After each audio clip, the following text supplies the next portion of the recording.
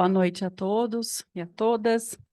Com muito prazer, nós recebemos vocês aqui, todos aqui na Casa da Advocacia, que nos recebe hoje para esse evento multidisciplinar. Queremos agradecer imensuravelmente a presença do Dr. Paulo Braga, que representa aqui a diretoria da nossa subseção, e agradecer também aos nossos palestrantes. Iniciando, eu gostaria de me apresentar. Eu sou a Maria Daniele, sou secretária da Comissão de Direito Tributário da OAB de Campinas e represento hoje aqui nessa oportunidade a doutora Suzy Gomes Hoffmann, que é a nossa presidente e está acompanhando aí os trâmites da reforma tributária, mas nós vamos estar aqui muito bem representados nesse trabalho que está sendo feito em conjunto com a Comissão de Terceiro Setor, numa iniciativa bastante acolhedora de que nós precisamos trabalhar juntos para trabalharmos melhor. Então, eu gostaria de agradecer a presença e convidar para que tome assento à mesa aqui para que nós possamos começar. O Dr. Fábio Martins Bonilha Cury, por favor, que é presidente da Associação Os Curiosos, que é voltada para a promoção da saúde e direitos da criança com deficiência, e também é professor e hoje está representando também a FACAMP, a quem nós agradecemos imensamente o apoio institucional. Gostaria de também chamar o professor Takashi Yamauchi, que vai nos brindar aí com a apresentação a respeito do terceiro setor. Benedito Silva Neto, que é o nosso vice-presidente aqui da Comissão do Terceiro Setor e assessor jurídico da Fundação de Desenvolvimento da Unicamp. Walter Godoy, que também é membro da Comissão de Terceiro Setor, vai compartilhar aqui conosco as impressões a respeito desse segmento tão que precisamos aí desmistificar, né? E gostaria de também chamar a doutora Eliana Zamay de Godoy e a doutora Rosana Oliveira, que representam hoje a Comissão de Direito Tributário, vão trazer aí um pouquinho os nossos aspectos relacionados ao direito tributário na discussão do terceiro setor. Mais uma vez, agradeço a todos a participação. Queremos também ressaltar aqui a presença que vai compor também mesa aqui conosco na sequência da senhora Raquel de Castro Duarte Martins, que é presidente da creche Serviço Social da Paróquia São Paulo Apóstolo e é vice-presidente da Integra Campinas, que é a Associação das Entidades Filantrópicas de Campinas e Região, que também vem aqui contribuir para o nosso evento. Então, eu gostaria de agradecer. Doutor Paulo, o senhor quer fazer algum comentário, fazer uma introdução aqui, por favor? Para que a gente possa já passar a palavra.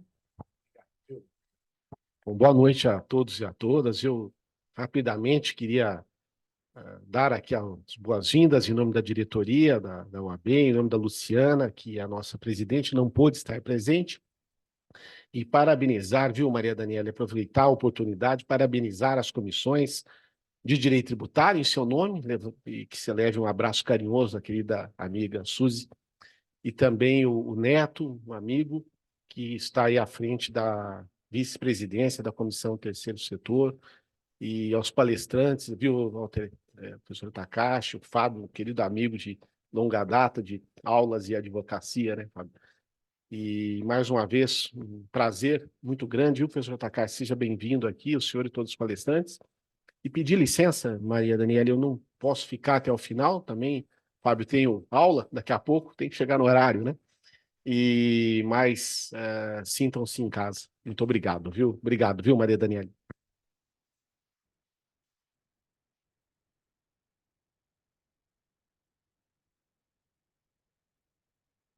Então, tá bom.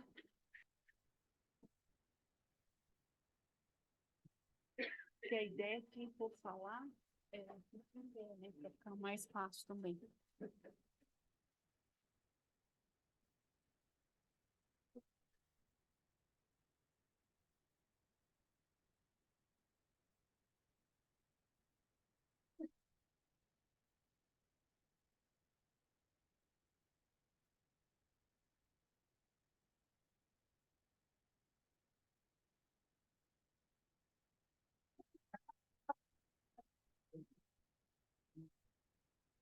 Bom, então, mesa composta, nós vamos então começar e o evento tem de ser bastante dinâmico, então, por favor, as pessoas que queiram interagir, trazer algum questionamento, nós vamos providenciar água aí para os nossos palestrantes, para que eles tenham bastante disposição aí para contribuir com o assunto.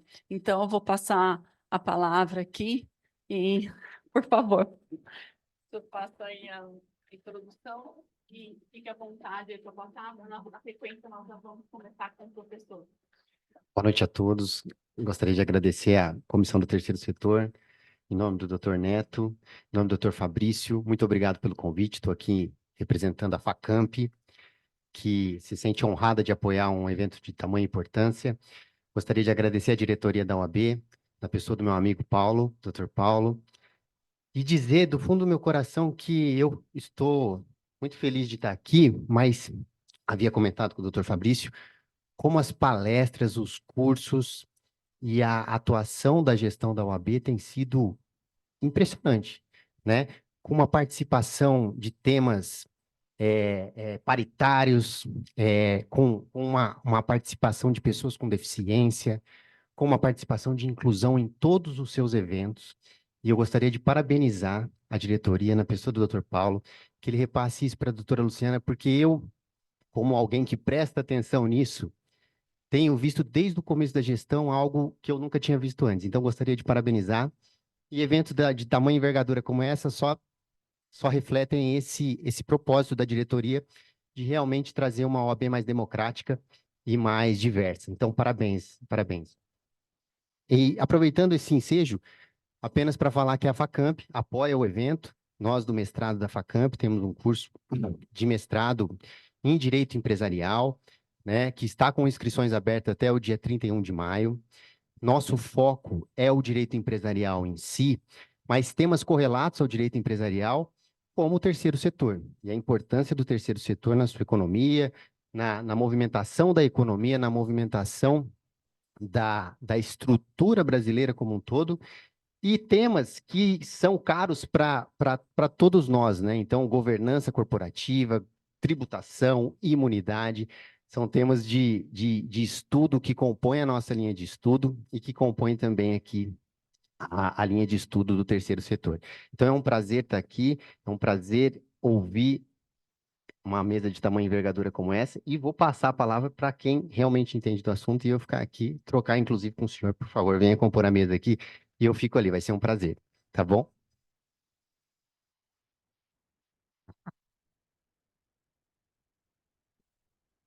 Bom, boa noite a todos. Deixa eu me levantar. Melhor para mim. Posso usar o quadro ali?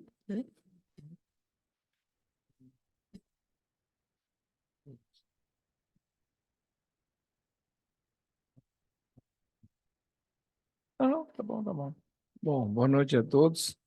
É um prazer, vou usar aqui, tá? É um prazer estar aqui e comentar um pouco sobre o tema de responsabilidade social e ambiental, né? Infelizmente, esse tema tem sido confundido ao longo do tempo com sustentabilidade, com ecologicamente correto, uma série de temas que foram surgindo, últimas são governança, ESG e tal, e deixa todo mundo meio que assim, perdido no que é o assunto, né? E o pessoal não fala das normas e das leis que regulamentaram isso. Esse que é o ponto mais importante. E o ponto mais importante no processo é que nada dessas recomendações ou ações no processo foram originárias de leis brasileiras, né? Toda a ação do processo vem desde a Organização Mundial do Comércio, a recomendação vem desde 55. Então, não é de uma coisa de hoje ou de ontem, ou né, o movimento ecologista que teve em 92 e tal, e não é só isso, é uma sequência de atos. Então, tem muitas ações, muitas legislações que não teve autoria de políticos brasileiros. Um caso clássico, por exemplo, aquela questão da CLT, que antigamente garoto de 14 anos podia trabalhar, passou a ser 16 anos, foi? E surgiu o primeiro emprego, né? Quem seria o digníssimo deputado federal, senador, né, que inventou isso? Não teve ninguém. Resolução da OIT, ou faz o Brasil não entra no comércio exterior, acabou, né?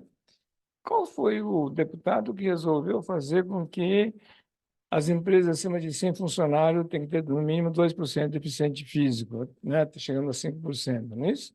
Quem seria o deputado? Não tem ninguém. Nenhum deputado estava preocupado com isso. É simplesmente uma resolução também da OIT. Um outro caso recente, por exemplo, que virou uma controvérsia interessante para burro. Lembra quando um candidato político presidenciável, ele mencionou que, se ele for eleito, ele ia resolver a questão das pessoas na SPC e Serasa? E virou uma chacota, uma brincadeira para todo mundo, não é isso? Sabe do que se trata? Não, né? Só para ter uma ideia, eu fui apresentado para o presidente da empresa que fez a campanha política dele. Então, eu estava numa cerimônia aí no Rio de Janeiro, na aeronáutica, e apresentar, esse aqui é o fulano de tal, fulano de tal, presidente da maior empresa de marketing político, não sei o que tal, tal. E aí citou o nome desse político. E o Ciro Gomes falou isso, né? Aí eu simplesmente, descaradamente, enfio o dedo na nariz e digo, ah, você que pegou ele. Mas a gente não me conhecia, né? Ele virou a fera. Ele estava falando, não, que eu tenho a melhor equipe técnica, não sei o quê, para marketing político, não sei quantos por cento de políticos foram eleitos na minha mão, não sei o quê. Então, quando ele falou aquilo lá, o que você achou? Falei para ele. Aí ele comentou o seguinte, não, acontece o seguinte, esses políticos ficam vomitando as coisas e depois a gente tem que ficar por trás remediando a coisa no processo. Falou, agora você acabou de provar para mim que você ferrou o homem. Só isso. Aí o cara não entendeu nada. Como assim? Se a equipe fosse tão bom, pegasse o notebook, o celularzinho lá, colocasse essa pergunta lá, e ia aparecer um negócio chamado assim, ó. Resolução Bacen, Banco Central Brasileiro, 3.109 de 2003. Dizendo o seguinte: todos os bancos instalados no Brasil, nos seus municípios e agentes de crédito, é obrigado a destinar 2% do depósito à vista dos bancos para financiar pessoas que não têm conta bancária, o sujeito a comprar no SPC, Serasa, para gerar emprego e renda na sua localidade. E tem que ser feito via associação de crédito. 21 anos. Se você tivesse sua equipe tão bom na campanha política, analisando isso, você tinha mudado a história do político do cara. Então, você acabou de provar que você ferrou o homem. Né? Bom, o homem desapareceu realmente na cerimônia, né? Tá? E isso, o pessoal não sabe que tem isso. 21 anos. Mas quem inventou essa resolução do Bacen? Qual foi o político que poderia estar tendo a glória do processo? Não tem. Porque isso é um acordo mundial, foi feito a Carta do Equador em 2022, e quem inventou esse processo é um economista de Bangladesh chamado Mohamed Yunus. E ele, professor em Bangladesh de economia, não conformando com a pobreza em Bangladesh, na situação dele, e ele começa a estudar melhor essa situação e descobre o famoso microcrédito orientado.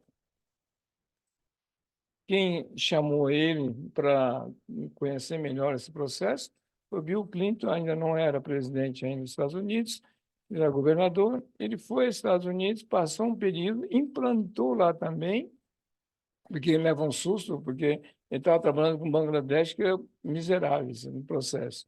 E quando o Bill Clinton convida ele, fala, mas espera aí, você é o país mais rico do mundo, que negócio é esse? Fala, não, eu também tenho, pessoal, pobre numa situação similar, não na mesma situação do Bangladesh. Então ele aceita, vai para os Estados Unidos, implanta o processo, deu resultado. Então o Bill Clinton assume compromisso com ele que, quando ele foi eleito presidente dos Estados Unidos, ele ia levar esse assunto à ONU. E assim o fez em 22. E o Brasil, signatário do Acordo Mundial da ONU no processo, teve que fazer essa resolução aqui para que pudesse entrar em vigor, e isso está até hoje. Quanto que o dinheiro está ficando aqui? Aqui no município? Quantas organizações tem para isso? Terceiro setor. E aí? Tá precisando de dinheiro? Como? Se vocês quiserem saber quanto custa dinheiro, só entrar na página IBGE, cidade, pesquisa, instituições financeiras, você pode pegar para o município quanto é o ano a ano o depósito à vista que foi feito e os 2% que vocês perderam. Desde 2003, 21 anos. Esse é um dos pontos-chave da questão da discussão do terceiro setor no processo. Isso é um detalhezinho. Além desse processo aqui, o governo fez o quê? Como havia uma série de exigências internacionais da OIT, um monte de coisa, o Brasil teve que se preparar para poder adaptar essa realidade. Então, tem muitas coisas que vocês estão lendo hoje na questão do dissídio coletivo, sindical, um monte de coisa no processo, não é nada assim extraordinário. São recomendações internacionais que têm que ser regulamentadas. Exame admissional, demissional, uniforme, alimentação, tudo isso não é nenhum sindicalista pode levantar o dedo e falar, eu propus isso. Não estava preocupado com isso. O que está acontecendo nesse processo? O que está acontecendo que a sociedade não está lendo esse mecanismo? O governo, por sua vez, preocupado com essa situação, começou a preparar leis no sentido de ajudar as empresas. Já que o empresário brasileiro fala que custo do Brasil é caro, então o governo fala assim, pô, se tem toda a exigência a ser cumprida, o pessoal não vai cumprir, ou se cumprir, vai acabar, né, afetando toda a empresa brasileira. Então, o próprio governo brasileiro fez a documentação do imposto de renda, chamada renúncia fiscal, para que pudesse beneficiar as empresas. Então, surgiu a Lei Federal 9.249, de 95, artigo 13, parágrafo 2º, o inciso 1, 2 e 3. Isso foi feito em 95 aqui, ó. Até hoje não mudou isso. Em 94, um ano antes disso, o Brasil tinha feito um acordo internacional que voltou ao mercado internacional na Organização Mundial do Comércio, e nessa volta o Brasil teve que fazer todas as legislações. Tanto é que, de 94 para cá, houve uma enxurrada de legislações até final de 90, de leis que mudou CLT, mudou uma série de coisas. Naquele período das legislações, não foi feito de uma maneira simplista, não. Foram acordos internacionais que o Brasil teve que respeitar. Bem antes de existir o objetivo do milênio, coisa parecida. O objetivo do milênio surgiu depois disso. O que a lei me fala?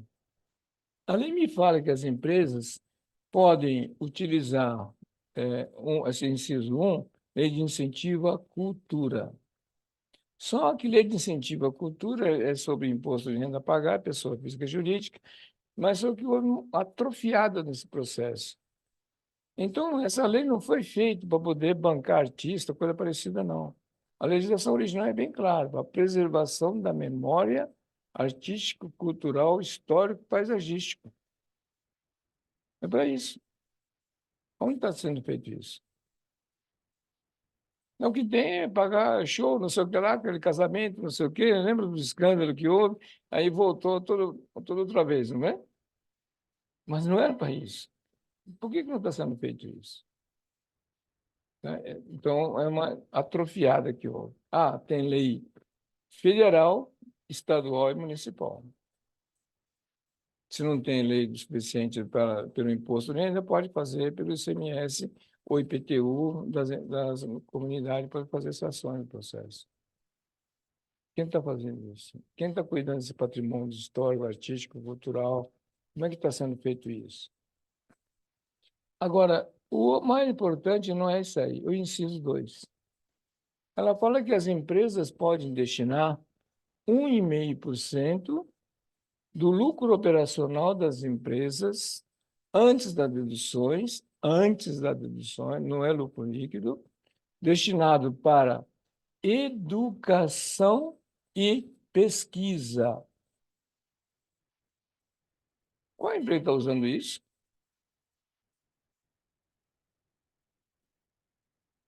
Educação e pesquisa. Agora, o inciso 3 é o mais chocante no processo. O que a legislação fala? Que, além disso, mais 2% do lucro operacional das empresas pode ser destinado para beneficiar os trabalhadores da empresa doadora, seus dependentes e a comunidade onde atuarem. Olha a legislação. 2% lucro operacional antes das deduções para beneficiar o trabalhador da empresa doadora, seus dependentes e a comunidade. Quem está usando isso? Ninguém. Bom, sabe o que acontece com quem não usa isso? O empresário que não está usando esse processo aqui, ele está pagando 34,4% de imposto de renda a mais, de pura bobeira. Eu tive uma discussão desse violento de Manaus. Acabei de chegar agora de Manaus. Né? Lá, o que aconteceu? Lá tem a maior concentração de empresas de regime de lucro real em Manaus. Então, eu peguei só o Distrito Industrial e começamos a conversar com os empresários para orientar, para deduzir os impostos que estão pagando a mais no processo. Aí, lá pelas tantas, no meio da conversa, o contador, o presidente do Conselho de Contabilidade do Estado de Amazonas, começou a pregar contra mim. E falava para o pessoal assim, olha, no escudo japonês você vai preso. Desgraçado. Né? Ele começou a falar para todo mundo, né? No escudo japonês você vai preso. Então, bom, tá bom. Ah, é? Desse jeito. O que eu pedi? Pedi para a Federação das Indústrias do Amazonas para que chamasse as empresas do Distrito Industrial, seus respectivos contadores, e fui explicar o que é a lei de incentivo e a lei de renúncia fiscal. Só que eu tinha levado o delegado da Receita Federal. Na hora que acabei de fazer a apresentação, pedi para o delegado me dar uma ajuda, o delegado sobe no palco e fala, né, vocês me conhecem, eu sou delegado, né? Eu sou contrário de japonês, o negócio é cobrar imposto de vocês, né? Mas eu vou fazer o seguinte, como eu tenho acesso a todos os impostos de vocês todos, é delegado, bom, não é isso? Eu vou pegar alguma das empresas que estão aqui presentes, vou apagar o nome e vou pegar o formulário do imposto que vocês fizeram no ano passado e apresenta lá. Está vendo a lei que o japonês falou, 9.249 e tal? Aqui no formulário, vocês deixaram em branco. Aí pegou outro, deixaram em branco, foi pegando. Na 7ª empresa, ele fez assim, vamos fazer uma brincadeira agora? A declaração de imposto realizado da empresa, na metade da tela, e vamos fazer o seguinte, vamos ver o que acontece se eu clicar o cursor no meu notebook nessa lei que o japonês falou. Ele clica, tchum, só faz isso. O que aconteceu? Todo o imposto diminuiu. Chegou no final, deu o quê? 34,4% a menos, se eu tivesse usado. Bom, ele falou, bom, da minha parte, aí faz o cálculo do ano, nós fizemos isso em 2010. Aí ele falou assim, agora vamos ver o que aconteceu em 2009, quanto de imposto que as empresas do Distrito Industrial de Amazonas pagou a mais. 2,8 bilhões. Só num ano. Isso vem desde 95, ó. E aí? Bom, aí ele fala o seguinte, olha, eu só tenho que agradecer a colaboração de todos vocês, agradeço a colaboração dos empresários, né? Só tenho que, né, continue colaborando com a gente, né? Então, muito obrigado, não posso falar mais nada, tal, e foi embora. Então, o presidente do Conselho de Contabilidade estava no salão. Comi o fígado dele cru. Fiz o sashimi de fígado, vai. Pô, você que, quando o Conselho de Contabilidade, deveria estar fazendo isso para orientar o pessoal, você ficou perdendo tempo para fazer minha cabeça, não é isso? Agora, se você fosse meu contador, a primeira providência que eu ia providenciar, caçar o seu CRC. Segundo lugar, eu ia calcular nesse período todo quanto eu levei de prejuízo, eu ia entrar em ação contra você para pagar esse prejuízo. Bom, ele virou inimigo número 1 meu, né? A Conselho de Contabilidade ficou, desde 2010 até esse ano, contra mim. Todo mundo chama, não, fala já para a Caixa, não chama ele, não. Eu não estou nem preocupado com isso. Né? Bom, agora surgiu, foi eleito um novo presidente, a primeira coisa que ele fez, veio me procurar, né? Queria apaziguar. Mas apaziguar o quê? Não te conheço, pô. Bem chato com o cara, né? Não, eu fui eleito agora presidente do conselho, tá bom, o que você está precisando? Não, a gente quer desfazer o mal-entendido, mas o mal-entendido é de vocês, não é meu, não. Eu entendi bem vocês, né? Vocês ferraram as empresas.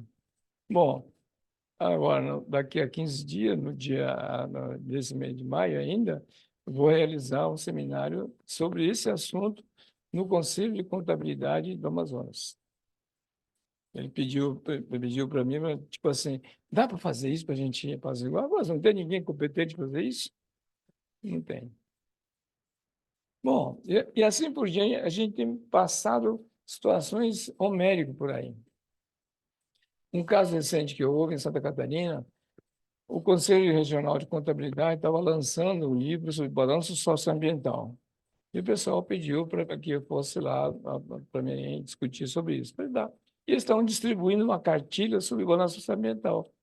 Eu olhei, falei, tá, não, não tem jeito. Né?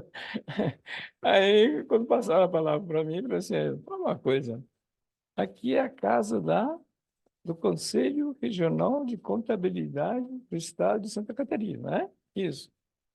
Vocês acabaram de distribuir uma cartilha aqui sobre balanço socioambiental que não obedece à norma de contabilidade de vocês.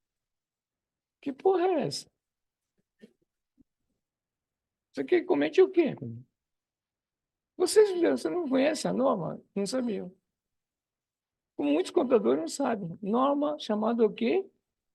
NBCT15. Resolução do Conselho Federal de Contabilidade 1003 de 2004. Ela entrou em vigor no dia 1º de janeiro de 2006. Todos os CNPJ têm que fazer balanço orçamental.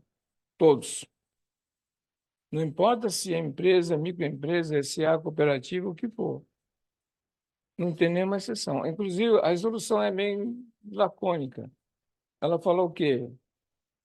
Ela foi feita em 2004, entrou em 2006. Então, ela recomenda que antecipe, que as empresas antecipem esse processo.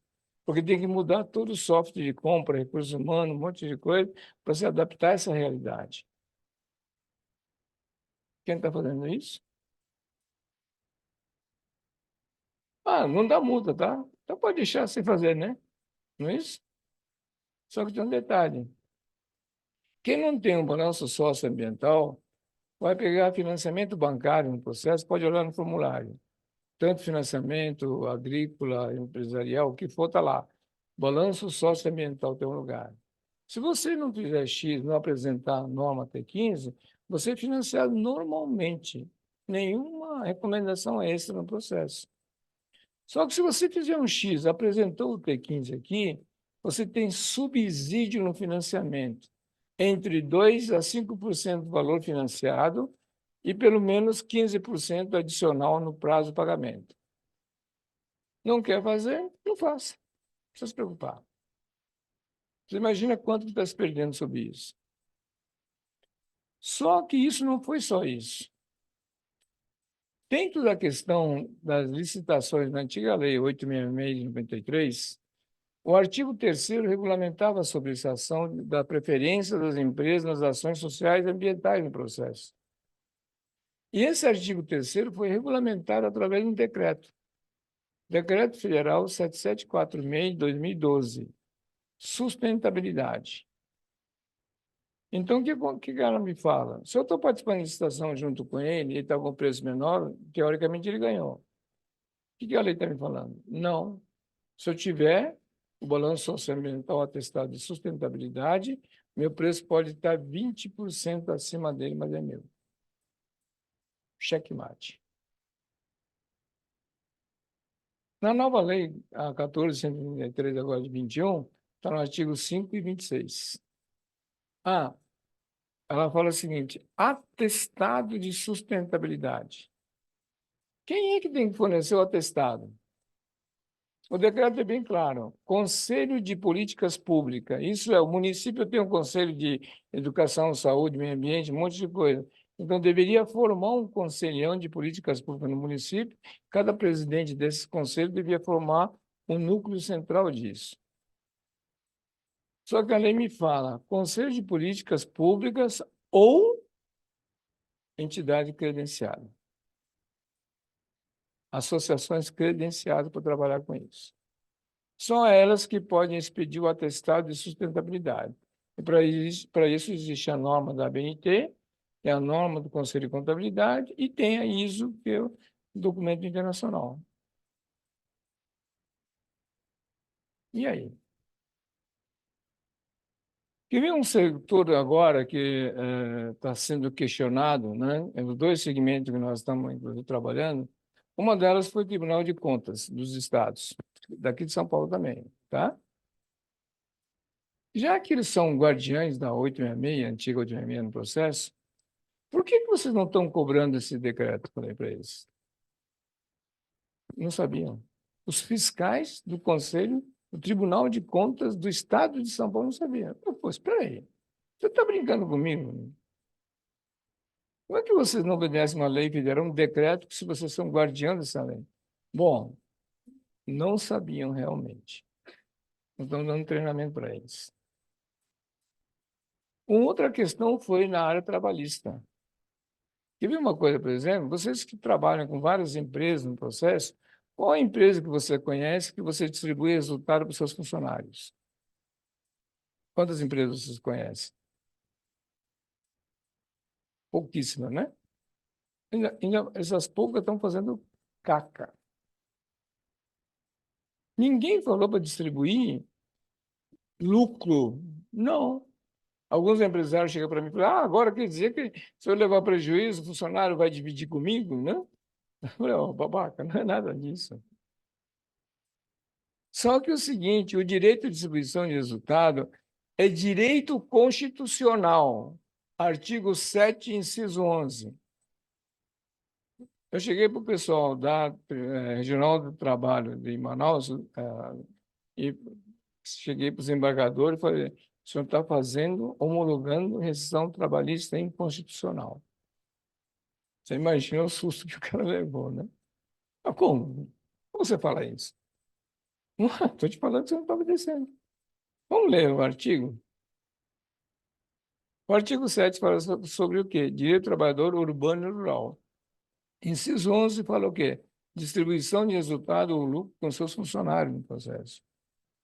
Só que essa norminha aqui, T15 aqui, é bem claro.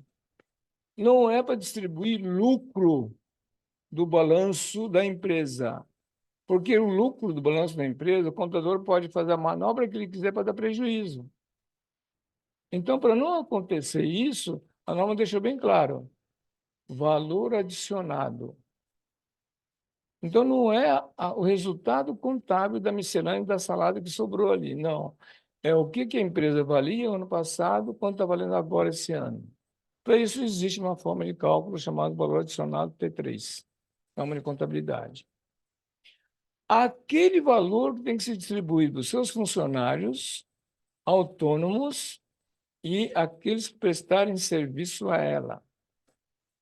Checkmate. Qual empresa está fazendo isso? O balanço socioambiental é exatamente essa sequência do processo. O que está sendo feito hoje, aí surgiu um modismo no SG. A empresa não se envolve politicamente, tem uma governança correta, mas não obedece às leis. Então, não está obedecendo nada. Outro dia, numa reunião que ele estava tendo com vários empresários na discussão, estava presente o vice-cônsul da Coreia do Sul participando da reunião. E na discussão, toda hora ele falava, não, nossas empresas coreanas respeitam todas as leis brasileiras, não sei o que. Pô, o assunto não era esse. Tá, ouviu primeiro. Segunda, terceira vez, falei, para um pouco. Já que o senhor está falando tanto no negócio das empresas coreanas, infelizmente eu conheço o balanço da Kia, da Samsung, e de outras empresas coreanas, tá? E eu posso afirmar que nenhuma das suas empresas está obedecendo a Constituição brasileira. Então não fica falando muito, não, porque senão a gente pode denunciar você para você ir embora do Brasil. O cara ficou assustado, né? Como assim, tal? Falei, então, por favor, pega a Constituição Federal.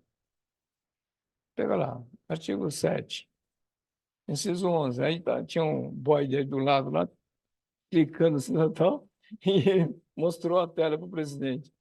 O cara olhou, o que é isso? Ué, é o que você está falando, está obedecendo, não está obedecendo. Aí eu mostrei, eu tenho 15 aqui, ó. Então, o assunto não é esse. Quer parar de falar sobre isso? Bom, ficou quieto o tempo todo depois. Umedeceu. Simplesmente engoliu a língua dele. Né? Isso não está sendo cobrado. O advogado trabalhista não está vendo isso.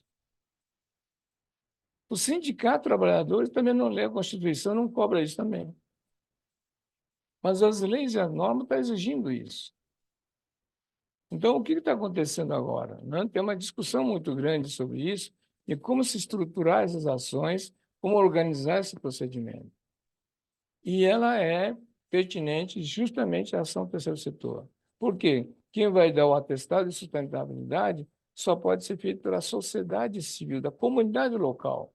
Se a empresa daqui de Campinas, não adianta querer comprar um certificado numa empresa de São Paulo, Rio de Janeiro, achar que está certo, se alguém do morador que vai levantar, não, esse cara não está cumprindo porra nenhuma nisso, não.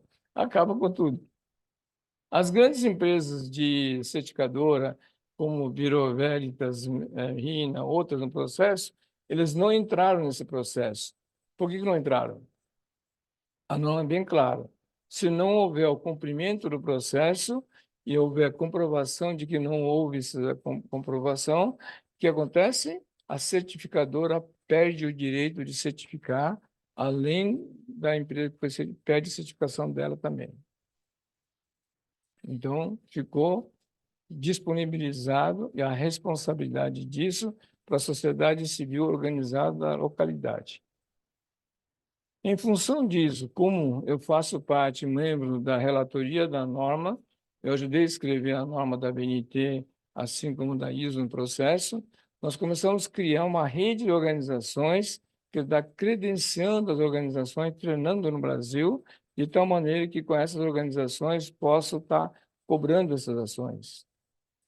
Que não adianta nada a gente fazer o processo se não tem nenhuma organização local interessada em certificar desse jeito. E na certificação ficou bem claro, tudo que é benemerência, assistencialismo, não é responsabilidade. Muito cuidado com isso. Então, a pessoa, não, eu dou cesta básica, não quer dizer porcaria nenhuma. Cumpriu a norma de contabilidade, cumpriu a norma da BNT, não cumpriu, você não tem não. Então, deixou bem claro isso a nível mundial. A norma brasileira começou no ano 2000 a fazer isso, montou uma equipe, e em 4 anos de trabalho em todos os estados brasileiros, foi discutido isso. Em 2004, saiu a norma brasileira de responsabilidade social, que é a da ABNT, que é 16.001. Então, isso aqui saiu no ano de 2004. A norma internacional demorou 8 anos, porque isso foi discutido em todos os continentes no mundo. Ela começou no ano de 2002 e terminou em 2010. E a norma é 26.000, Norma Internacional de Responsabilidade Social. A norma da contabilidade NBCT 15 no processo. E com isso, começou a criar um lastro de recomendações no pessoal, e o pessoal não está lendo, respeitando isso. As empresas que estão fazendo ações completamente equivocadas nisso, elas podem ser penalizadas no processo, além de perder a certificação. Tive um caso clássico que, da maior discussão, isso em todos os lugares, a gente bate na mesma tecla no processo, o pessoal entender, Vamos supor que eu tenho quero ajudar uma associação, a gente sempre brinca, né? Como está de cabelos brancos, então vamos ajudar os velhinhos, né? Então, vamos supor que eu tenho uma empresa aqui, X aqui, e queira ajudar uma associação de idoso, tá? A empresa está certo, quero aplicar dinheiro para isso. A minha pergunta que eu faço é a seguinte: essa empresa pode fazer essa doação para essa associação? Todo mundo pode? Vocês não leram a Constituição, né?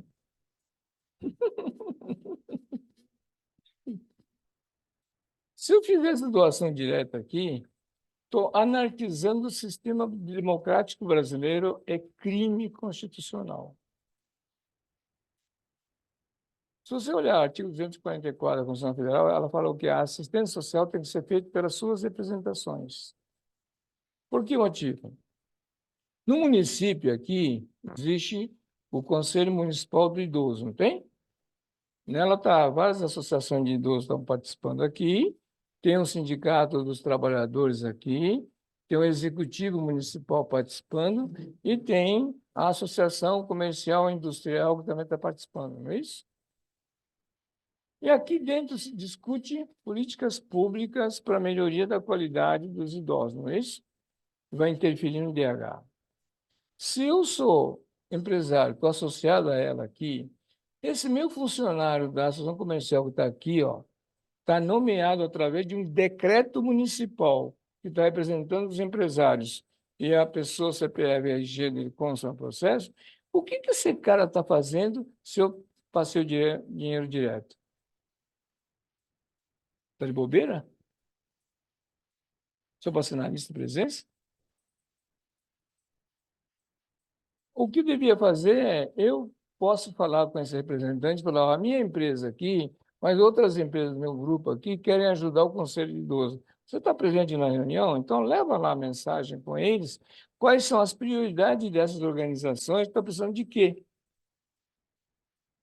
Então, um pode falar, olha, eu estou precisando de dinheiro, eu estou precisando de material aqui, estou precisando de mão de obra, remédio, tal. Essa situação é levada dentro do Conselho Municipal de Idoso, não é isso? Ninguém falou que o dinheiro tem que ir para o conselho, não, tá?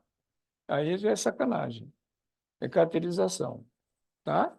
Ele pode mencionar com isso e falar, olha, aqui está precisando de dinheiro, está precisando disso, tal, e ele pode comunicar esses associados aqui, aí em função disso eu posso destinar recursos ou atividades aqui. Isso é democracia. Agora, se eu vou atender um aqui, gostei da associação, que está cuidando bem, está bonitinho, da minha religião, do meu clube de serviço, não sei o que, pô, cá entre nós, isso não é de jeito nenhum um trabalho responsável. Então, quando eu estou diretamente aqui, eu estou infringindo o direito constitucional dos outros aqui. Então, é crime. Isso está sendo feito toda hora, sem querer, porque não leram a Constituição. Então, o papel do terceiro setor nesse processo é extremamente complexo, um processo, porque todas as organizações são terceiro setor. Então, se nós não aprendemos a trabalhar, instrumentar as leis e fazer um trabalho sobre isso, as empresas hoje estão pagando, aquilo que eu acabei de falar para vocês, está pagando 34% de imposto de renda a mais, de bobeira. Por outro lado, no custo empresarial ou muitas atividades empresariais que não precisa ser empresa para pagar tributo, também não está sendo observado. Quer ver um caso clássico, por exemplo? Outro dia teve no Brasil inteiro problema sério sobre ônibus, né? Transporte, em seguida a pandemia, deu um problema seríssimo no Brasil inteiro. E aí o pessoal me pediu para que pudesse participar de uma reunião em Brasília. Bom, como eu estava em Manaus, eu falei, eu posso mudar o meu voo, dá para me descer em Brasília, participar da reunião para depois vir para São Paulo. Eu falei, então dá para ir. Bom, eu cheguei, já estava a plenária cheia, um monte de coisa, fiquei no cantinho, no fundo do auditório lá, Aí um dos senadores me achou e falou assim, o Takashi chegou, pede para ele vir para cá, não sei o quê. Tá bom. Aí subi para a mesa. Aí um fala, outro fala, aí passaram a palavra para mim. Aí eu falei assim, né, deu uma de João sem braço. Aí eu falei, eu acabei de chegar, vocês me viram, chega na o que é o tema de hoje? Né? Tributo sobre tarifa do transporte coletivo. Eu discuti o quê? Tributo sobre transporte coletivo? Vocês leram a Constituição? Perguntei. Aí tinha um senador ao meu lado que sou membro da Constituinte, não sei o que lá, começou a querer fazer o discurso. O amigo dele ficou do lado, fica quieto, deixa o japonês falar. Eu falei, deixa eu repetir. Vocês estão aqui para discutir tarifa, tributo sobre tarifa e transporte coletivo, é isso? Perguntei para vocês se vocês leram a Constituição, porque vocês, nessa casa aqui, em 2015, vocês fizeram uma emenda constitucional e o direito sobre transporte foi considerado como direito social do cidadão brasileiro e a atividade de interesse público. Então, que eu saiba, eu coloco isso na Constituição, então, se é atividade de interesse público, não tem que pagar tributo, porra. Vocês estão querendo cobrar tributo, é isso? Eu não entendi esse negócio, não. Aliás, acho que essa reunião não serve para mim, porque eu não sei o que vocês estão querendo discutir. Eu peguei e fui embora. Aí o pessoal saiu atrás de mim correndo, não. Então, vocês fizeram uma emenda constitucional, para que fizeram a porra da emenda? Falei, tá lá. Até hoje, todo mundo está brigando, pagando tributo, por quê? 47% do custo do transporte coletivo é tributo. Sabiam disso? A palavra é bem clara. Transportes. Ninguém falou que é carga, passageiro, avião, navio. O que foi? Direito social, interesse público. Quer ver um outro ainda, pior ainda? O Brasil é um dos poucos países no mundo que paga tributo para alimentação. Sabia disso? E tem uma emenda constitucional feita em 2010 e não está sendo obedecido. Eu conheci o Ulisses Guimarães quando era vivo, no processo, e a gente estava numa reunião aqui em São Paulo discutindo a questão da rodovia BR-116, São Paulo-Curitiba, que estava encracado o negócio, não saía, aprovava, ambientalista negava, que bagunça desgraçada no processo. E aí, como eu estava no Vale do Ribeiro, lá embaixo, trabalhando para atender os municípios daquela região, eu estava participando da reunião, e quando deu o intervalo, o doutor Ulisses estava do meu lado, assim. Falei, doutor Ulisses, só uma brincadeira, né? O brasileiro é faquir? Perguntei para ele. Tá falando, pai? Né? Grandão, cara, pra caramba, né? Aí, tá falando. Olha que na Constituição que você fez, no artigo 6 do direito social, não tem a palavra alimento. Na hora, ele andava sempre com um livrinho daquele lá, né? Folheou, não achou, foi lá no índice, lá no final, também não achou, olhou para minha cara e falou, puta que eu pariu. A emenda constitucional em 2010 foi feita que alimento é direito social de um cidadão brasileiro de assunto de interesse público. Consequentemente, não tem que pagar nenhum tipo de tributo. Alguém sabe disso? Quantas indústrias de alimento estão falindo? Quanto que está acontecendo isso? Bem entendido. Se você é uma empresa, eu posso alterar a natureza jurídica dela, de uma empresa limitada, SA ou cooperativa, o que for, com o mesmo nome, mesmo CNPJ, posso alterar para uma instituição terceiro setor e trabalhar com isso. A Lei 97, 90 e 99 da OCIP deixa bem claro, novos modelos de produção, comércio, emprego e crédito. Por que não está sendo feito isso? Então, alimento, 76% da média do efeito tributo da produção à mesa do consumidor, efeito cascata e tributo. E aí, outro dia, estava brigando lá a questão da cesta básica para desonerar imposto sobre isso. Por que isso? Não entendo isso. O último agora da questão tributária, por exemplo, interessante que está querendo vincular a isenção do direito da imunidade tributária das associações com o movimento religioso. Não tem essa proposta? Todo mundo vai ser, ou vai ser ateu, ou vai ter que virar religioso, senão não vai ter direito. É uma coisa simplesmente incabível. Entendeu? Então, o que está acontecendo é que a falta do conhecimento dessa ferramenta chamada terceiro setor, se a gente não estudar, não fazer toda pesquisa sobre isso e ver as legislações que seguem sobre isso, todos nós estamos perdendo. Só para ter uma ideia, um município que não conhece, não domina o terceiro setor, ele perde algo em torno de 23% a 25% da economia circulante do município, vai para o ralo todos os dias. Todos os dias. Então, não está faltando dinheiro. É impressionante isso. Tempo em tempo você ouve falar que o governo teve superávit primário, não fala? O que é o superávit primário que o governo fala? Arrecadou mais do que esperava. Porque a renúncia fiscal, um monte de atividade na lei, é obrigação do Acordo Mundial, da Organização Mundial do Comércio. Então, ela já subtrai na hora de calcular o imposto futuro das empresas no Brasil inteiro. Então, o cálculo dos economistas ela já deixa tirado esse valor fora. Só que o pessoal paga mais, então, paciência. Então, há uma necessidade que haja um estudo, um trabalho concentrado entre o pessoal da área econômica, a área de contabilidade, a área de direito, para que comece a trabalhar dessa forma, poder entender esse mecanismo melhor e isso faça com que o dinheiro circule melhor na sociedade civil. E hoje se perde é uma coisa absurda. Então, dando chance simplesmente para as associações montarem acordos para ter emenda parlamentar.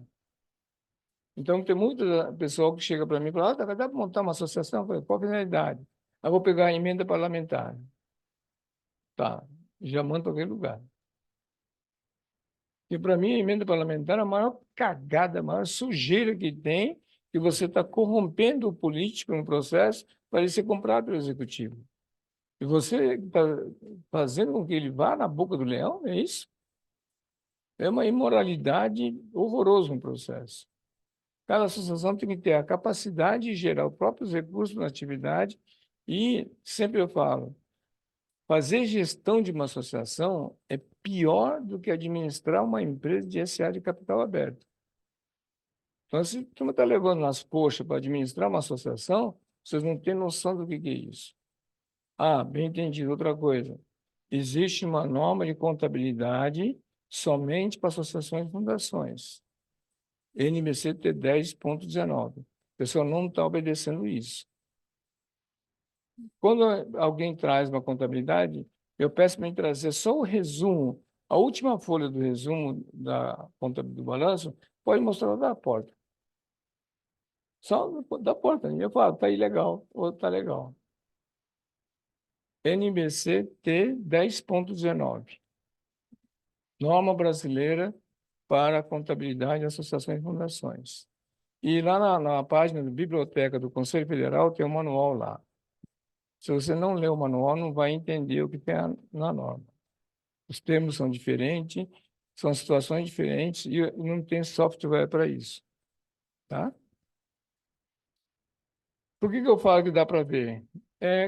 Quantas pessoas têm que assinar o resumo de um balanço de uma associação? Vai. Quantas assinaturas tem que ter? Você sabe? Vamos lá. Presidente. Contador. O que mais? Conselho Fiscal. Tá. Será que o cara do Conselho Fiscal, o presidente, o titular do Conselho Fiscal, ele tem habilitação para assinar o documento? Não, eu sou conselheiro. Bela porcaria. Se ele não tem habilitação profissional, ele não pode assinar. Porque não é isso? primeiro lugar. Segundo lugar, o conselho fiscal aqui, resultado do conselho. Se o sujeito que está aqui não é contador no processo, ele tem que ter feito uma reunião, uma ata com os membros do conselho fiscal e analisado através de um outro contador que tem CRC, e o outro contador pode dizer, olha, documento apresentado em conformidade, tal, tal, então eu tenho que ter uma ata que, baseado no relatório do outro CRC aqui, então, com essa situação, é aprovado o balanço. Tudo bem? Se não tiver essa menção aqui, não serve para nada essa assinatura. Eu não aceito. Ah, está assinando? Tá bom. Pelo amor de Deus. Pô. Tudo bem? Então, tem um monte de coisa assim que é necessário treinar e capacitar o pessoal. Tá? Nós temos vários tipos de orientação que nós fazemos isso. Nós temos uma página no Instagram chamada Universidade Terceiro Setor. Toda segunda-feira, às 8 horas da noite, a gente faz uma meia hora de apresentação sobre um tema qualquer e meia hora aberta para perguntas, tá? Tem mais de 590 gravações. Universidade do Terceiro Setor, tá? Universidade do Terceiro Setor. Tem no Instagram e no YouTube também, tá? Vocês podem assistir gratuitamente, dá para ter uma noção do que é as abordagens, tá lá. As gravações estão lá também presentes, vocês podem assistir a qualquer momento, tá? Bom, fora isso, dentro desse Instagram, nós temos 2 cursos colocados à disposição. Um curso é de balanço socioambiental da norma e a outra é a formação de auditor de responsabilidade socioambiental. Esses cursos, se for pedido através de uma associação, ela tem livre acesso. Se for pessoa física sozinha, vai ter que pagar, né? Então, estão forçando com que ela seja feita via associação da localidade, só mandar mensagem com o nome da pessoa, endereço eletrônico, qual a função da pessoa, qual a profissão da pessoa, de tal maneira que a pessoa possa fazer o curso. E aí recebe uma senha de acesso e podem fazer o curso gratuitamente, tá? Vai ter mais cursos sendo colocados nessa página agora, mas inicialmente são 2 tipos de curso, tá? Fora isso, nós fazemos o que nós estamos fazendo agora, que é seminários de explanação sobre o terceiro setor em vários segmentos, como se aplica isso em diversas modalidades do processo. Então, se é indústria, comércio, agricultura, o que for, como é que você pode utilizar o terceiro setor? Né? E para poder fazer com que a pessoa entenda esse mecanismo. Outra coisa, nós temos serviço gratuito, que a pessoa pode mandar o estatuto para nós, para nosso meio eletrônico. Nosso endereço eletrônico para isso é sp, de São Paulo, @apto.org.br.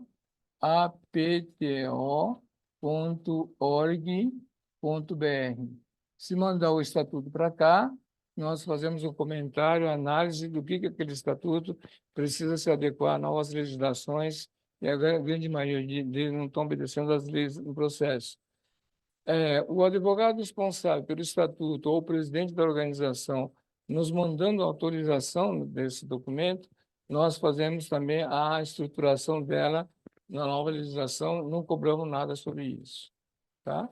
Se a pessoa quiser montar uma organização, é só mandar para nós nome, relação de atividades, né? Em que município você vai sediar a sua atividade e vocês recebem também gratuitamente uma minuta do estatuto.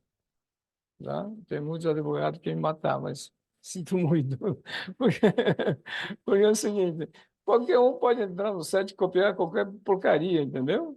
Então, por que a gente fica brigando no negócio? Tem gente que quer matar, mas assim, não escutou, fica quieto. Então, nós fazemos isso para orientar o pessoal, entendeu, né? Assim como nós fazemos cursos de orientação e capacitação para a gestão disso. Aqui está previsto um curso agora em Campinas, aqui, no mês que vem. Quem está na coordenação é a Célia da TECOP, tá? E a gente vai dar aulas sobre como administrar a organização. Tá? Porque se não fizer o treinamento de capacitação sobre isso, infelizmente o pessoal não aprende. Não tem isso na academia. Quem frequentar o curso, eu tenho 24 livros escritos sobre terceiro setor em diversos segmentos. Vão receber esses livros eletrônicos nas suas caixas postal. Não cobramos nada sobre isso. Porque no Brasil não consegue vender livro técnico, o pessoal não dá valor nenhum, não é? Só para ter uma ideia, nós formamos esse biblioteca de material para colocar uma venda bem baratinho, para ver como é que é o negócio. Só para cobrir nosso custo. Então, não vamos gastar em impresso. Nós podemos fazer online com o pessoal.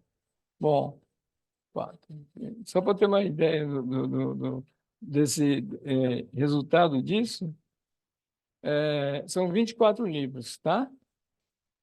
O cara comprava 2 livros, R$ 50, você dá para dar um descontinho? E o cara comprava 4, 5 livros, dá para dar uma de graça?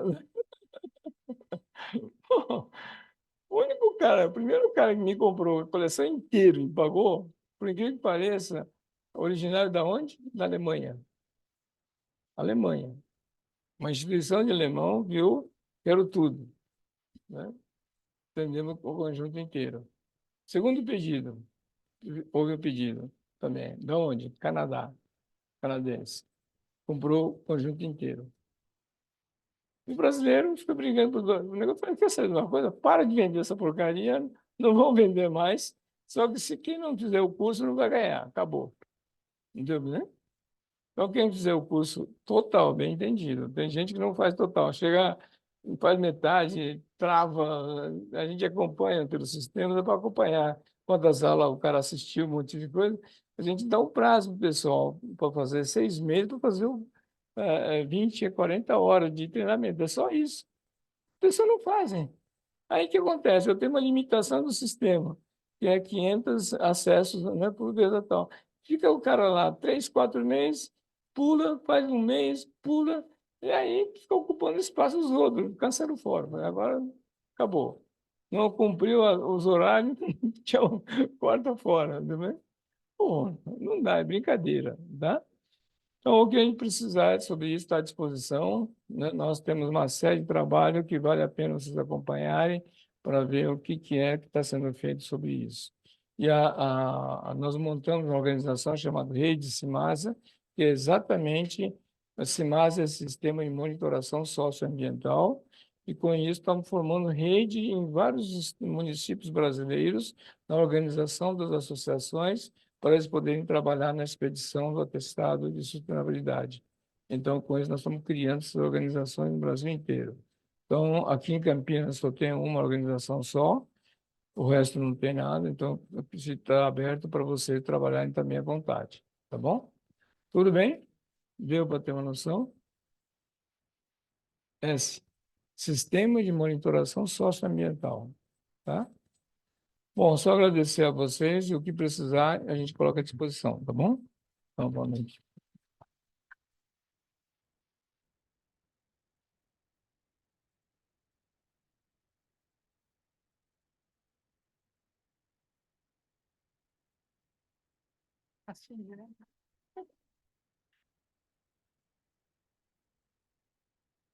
Puxa vida, depois dessa palestra, nós vamos falar da parte chata, que é a parte tributária. Bom, boa noite a todos. Eu sou Rosana, sou advogada tributarista, faço parte da Comissão de Direito Tributário aqui da nossa subseção de Campinas. E eu e a doutora Eliana ficamos com a missão aqui de falar da parte tributária. Só apertar aqui, Dani. Aspectos gerais, né, da parte tributária, e não vou nem falar complementar, né, porque eu acho que a visão geral que o professor Takashi deu foi sensacional, realmente uma visão que mesmo nós, assim, advogando no dia a dia, com várias instituições, a gente não consegue ter essa visibilidade, né? Então, para não delongar muito, eu vou passar aqui uma parte mais conceitual, né, brevemente, né, que é o conceito de entidade. Então, é uma instituição que tem fins específicos, né, certo? No conceito legal, né, na área jurídica, tem-se que as entidades são aquelas pessoas jurídicas de direito privado, né, no caso do terceiro setor, de uma iniciativa privada que vai atuar nessa área social, e quais sejam associações, sociedades e fundações, que a lei, as legislações, né, vão conceituando dentro de cada uma delas. Geralmente essas entidades, né, elas têm um registro, né, em cartório, através de um estatuto, que precisa dar publicidade, ter um CNPJ e tudo mais, para que ela possa ter uma personalidade jurídica. Nesse grupo, temos as entidades sem fins lucrativos, que é justamente o terceiro setor, que é o que a gente está tratando aqui hoje. E o que basicamente essas entidades, né, sem fins lucrativos têm? Elas não têm a intenção, né, de distribuir lucros, e o que elas têm? Um superávit, que não pode ser chamado de, não é receita, né? Elas têm esse superávit, que serve para quê? Para manter a própria entidade. Então, não é igual uma empresa, né, que tem lucro e distribui para os sócios. Ela tem esse chamado superávit, que vai manter a entidade, o fim social a que ela se propõe. Dentro aí dos tipos, né, de entidades do terceiro setor conhecidas, né, nós temos as organizações da sociedade civil, que são as OSCs, né, também aí conhecida no popular como ONGs, né, que geralmente não tem sido muito bem visto o nome ONG, né, como a gente estava conversando, e as entidades beneficentes, em geral, fundos comunitários, fundações, associações e outros tipos societários de entidades que não têm fins lucrativos. Terceiro setor, só dando uma visão geral, ela vem, então, de uma tradução do inglês, que é do third sector, que é uma expressão muito utilizada nos Estados Unidos, né? Como o professor mesmo falou, aqui não tem aquela... tem legislação, mas não tem a aplicação que deveria ter, mas lá fora ela é muito mais, vamos dizer, ativa do que aqui no Brasil. Apesar de termos legislação para que elas devessem funcionar para o fim que ela se propõe. E considerando essa importante atuação social, o que nós temos hoje, né? Falando da legislação tributária, muitos benefícios previstos desde a Constituição Federal. Só para dar uma visão geral antes de falar da legislação, quais são as principais fontes de receita do terceiro setor hoje? Os incentivos fiscais, que é o que nós vamos, né, tratar aqui brevemente, parcerias com o poder público, que tem essa lei, a 13.019, que trata do marco regulatório das organizações da sociedade civil e que teve uma regulamentação esse ano, em 2024, com o decreto 11.948, que trouxe o quê? Diretrizes para planejamento, seleção, celebração, execução, quer dizer, regras e diretrizes para que essas parcerias sejam devidamente aplicadas. Fontes através da sociedade civil, que são os contratos de patrocínio, que são as conhecidas doações, e contratos de prestação de serviços. Nesse ponto aqui do patrocínio, até casos práticos que eu tenho visto até em clientes meus, ele é um pouco crítico, porque as doações, se a entidade não tem aquela habilitação para aplicar a imunidade de TCMD, porque doação tem incidência de TCMD, né, que é o imposto estadual, quando não tem essa imunidade declarada, tem que pagar ITCMD e a pessoa que recebe, né? A pessoa, a entidade que recebe. E muitas vezes essas entidades não têm conhecimento disso. E outra questão do contrato de patrocínio. Muitas vezes o patrocinador, ele pede uma contraprestação. A minha empresa vai patrocinar aí a sua entidade e você vai divulgar a minha entidade, sei lá, fazendo um marketing do nome, por exemplo, uma empresa farmacêutica, que é até um caso prático que eu vi. Aí gera a contraprestação. A contraprestação, ela gera o quê? A prestação de uns serviços por parte da entidade e que até por decisões da jurisprudência, até do STJ, teria que emitir nota fiscal, teria incidência de ISS, e aí começa um outro desdobramento jurídico que também as entidades muitas vezes não têm conhecimento disso, que é essa questão. Eu dou o dinheiro, mas você presta um serviço para mim. Então, que é importante até para a gente conseguir orientar, porque infelizmente tem essa incidência tributária que surge do nada, depois que a operação está até concretizada. E o voluntariado, que também é uma forma de fonte de receita do terceiro setor.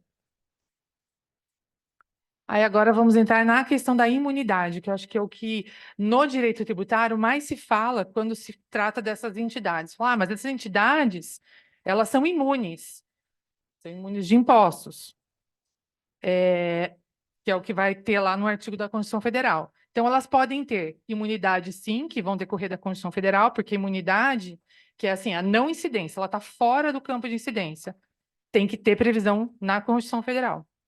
E outro tipo de benefício são as isenções, mas as isenções, elas são decorrentes de lei, para um ou outro tributo ou contribuição que o legislador acredite que vale a pena incentivar, e ele pode conceder, como ele pode revogar também. Ela pode ser temporária, por 5 anos, essa entidade, as associações, sei lá, né, de alguma área que ele queira incentivar, não vão pagar INSS sobre uma contribuição previdenciária, por exemplo. Então, decorre de lei, então ela não é, ela acaba não tendo essa permanência, né, que a imunidade tem. Então, as imunidades, elas estão na Constituição Federal. E por que que o legislador trouxe na Constituição Federal? Como forma de quê? De garantir que determinadas garantias fundamentais previstas na Constituição, como o professor falou, a saúde, a educação, elas tivessem esse manto protetor da Constituição já, isso aqui o legislador não pode tributar. Então, a imunidade, por isso que ela decorre da Constituição e ela tem o artigo específico que vai tratar dela, que é o artigo 150, no inciso 6, em que ele diz quais são as imunidades tributárias. Mas são imunidades tributárias de impostos, né? Porque no direito tributário, fala, são tributos, né? São os impostos. Na verdade, tributos, que é o gênero, tem as espécies que são os impostos, as contribuições e as taxas. Então, na Constituição, o legislador falou imunidade de impostos. Ele não falou das contribuições e das taxas no artigo 150. Então, quem são imunes de impostos? Tem a imunidade recíproca, em que os entes públicos não podem tributar entre eles mesmos, as entidades religiosas e os templos de qualquer culto, inclusive as organizações assistenciais e beneficentes, partidos políticos, entidades sindicais, instituições de educação, as entidades de assistência social, e aí livros, jornais e periódicos, também com todas as limitações, fonogramas e videogramas musicais. E no artigo 195, no parágrafo 7º, o legislador ele trouxe a imunidade, que lá no texto ele fala isenção, mas como está na Constituição Federal, entende-se que ali ele quis dizer imunidade, da contribuição para a Seguridade Social das entidades de assistência social. Então, aqui ele deu a imunidade para a contribuição social somente para essas entidades beneficentes. Em regra geral, né, na legislação, aqui eu não trouxe tudo, eu trouxe as principais. A imunidade também está no Código Tributário Nacional, né, porque ele decorre da Constituição, ele tem que acompanhar. E o que ele fala lá no artigo 14? Ele fala que as entidades que forem fruir da imunidade, para fruir, precisa obedecer os requisitos que lá se encontram.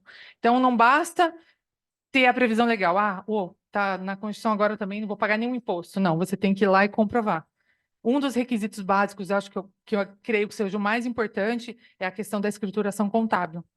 Por isso que quando o professor fala da questão da contabilidade, meio que ela é base para que as entidades possam, né, comprovar o direito delas, porque é lá nos balanços que vai ter que estar tudo discriminado dentro das regras contábeis, internacionalmente, né, e as nacionalmente, né, publicadas, eles têm que atender todos esses requisitos. A Lei Complementar 187, que traz certificação das entidades beneficentes e que regula os procedimentos da imunidade e contribuição da Seguridade Social. A Lei 9.532, que fala que se considera imune a instituição de educação e de assistência social, que preste serviços para o qual for instituída e coloca à disposição da população em geral, quer dizer, a lei ordinária também traz o requisito, então ela só vai ser imune se ela atender o que a lei colocou como requisito também. Aqui também ela fala na mesma lei, o artigo 15, só vai ser considerada isenta a instituição de caráter filantrópico, recreativo, cultural, que coloquem à disposição do grupo de pessoas a que se destinam. Então, não basta ela ter a instituição aberta, ela tem que atender o objetivo social para o qual foi aberta, né, foi criada. A Lei 9.430, que fala que a suspensão da imunidade tributária em virtude da falta de observância dos requisitos legais deve ser procedida em conformidade com o disposto nesse artigo. Ou seja, eu não atendo os requisitos pelos quais a lei tributária diz. Os balanços devidamente registrados e totalmente escriturados na forma da lei. Atender o fim específico a que foi destinada.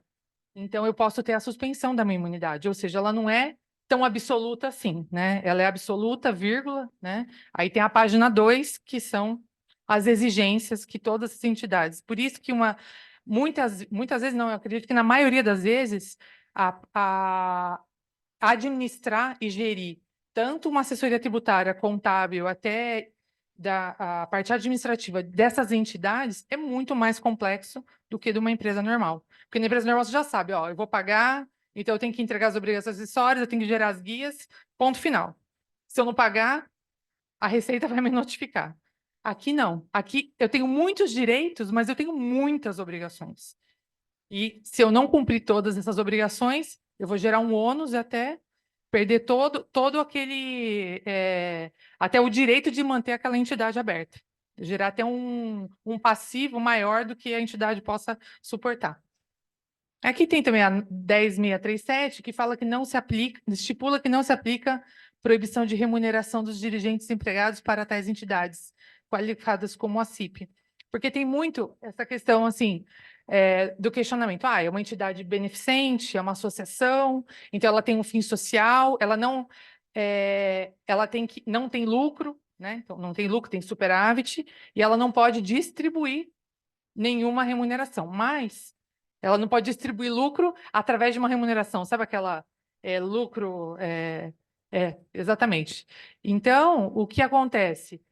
Essa lei, ela veio e falou assim, olha, os dirigentes, eles precisam ser remunerados, porque, na verdade, é uma despesa necessária, porque precisa ter um dirigente para poder gerir e administrar essa entidade. Então, na verdade, essa remuneração, ela não estaria, vamos dizer, sendo feita de forma ilegal. Ela é necessária para que a entidade possa existir, né? Porque sem uma dirigência, uma diretoria, como que vai existir uma organização, né, dessa entidade?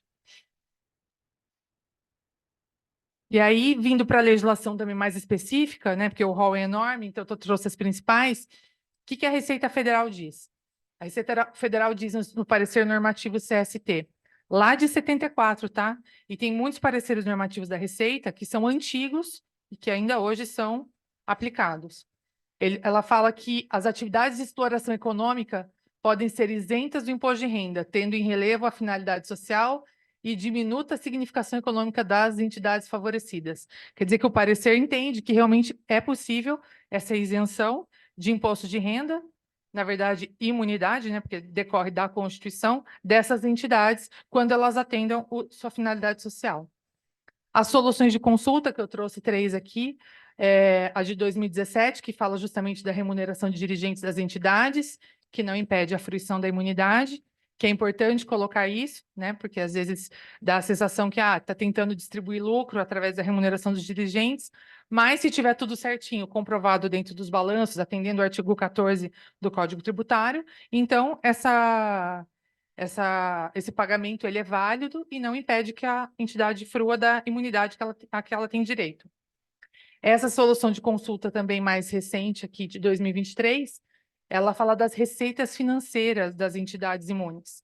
Por que não uma entidade financeira ter uma aplicação, né, todos os recursos que ela arrecada, até para manter a própria entidade, e ela fazer uma aplicação no banco para poder, vamos dizer, gerar um rendimento, e essa receita financeira, ela não é que a entidade está tendo um lucro, ela não está tendo um lucro, ela está tentando aumentar um pouco aquele valor daquela receita que vai ser revertida para atender às necessidades, às despesas da própria entidade. Então, a legislação diz que ela poderia sujeitar à apuração cumulativa de COFINS. porque também teria um impedimento na legislação para que se optasse pelo regime cumulativo. E essa última solução que eu trouxe, que é as atividades de restaurante por entidade religiosa. Por que eu trouxe essa aqui, ó, que fala que goza da imunidade tributária e não enseja concorrência desigual em relação àquele que não possui o benefício fiscal? Porque também tem uma grande discussão das entidades, né, das associações e essas entidades mesmo do terceiro setor, que tem uma destinação, uma atividade fim, mas ela pega e utiliza uma atividade acessória para arrecadar dinheiro. Por exemplo, ela faz uma feira de livro, mas a destinação dela não é vender livro para ajudar a comunidade, por exemplo. E essa receita, que seria considerada avessa à atividade fim dela, mas essa atividade teria que ser tributada. Mas se ela está gerando uma receita com uma atividade acessória para reverter essa receita para a própria entidade e atender aquele fim social estatutário, então seria justo reconhecê-la também como parte da imunidade tributária.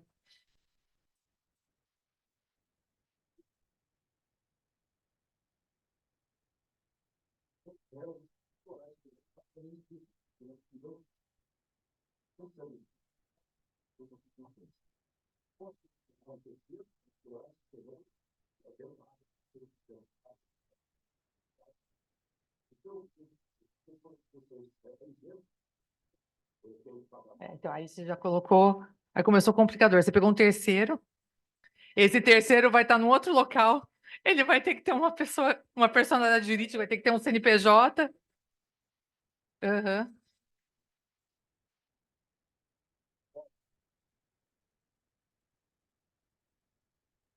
Aí tem uma associação, aí tem um terreno.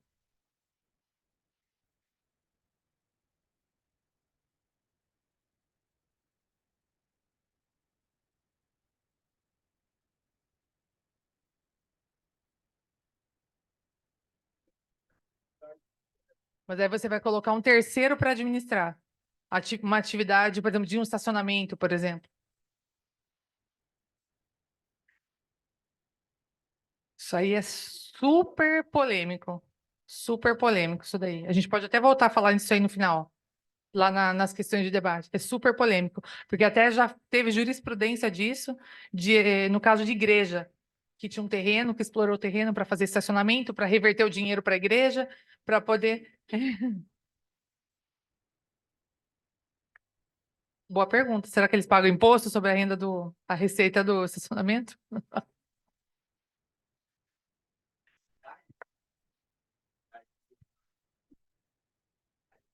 Eu também entendo que sim, porque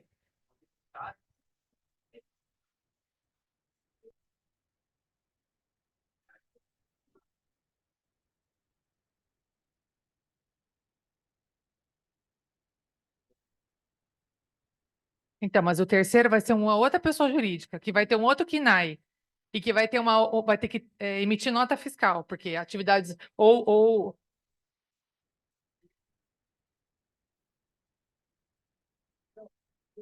mas aí você está falando de sociedade, você já não é mais associação.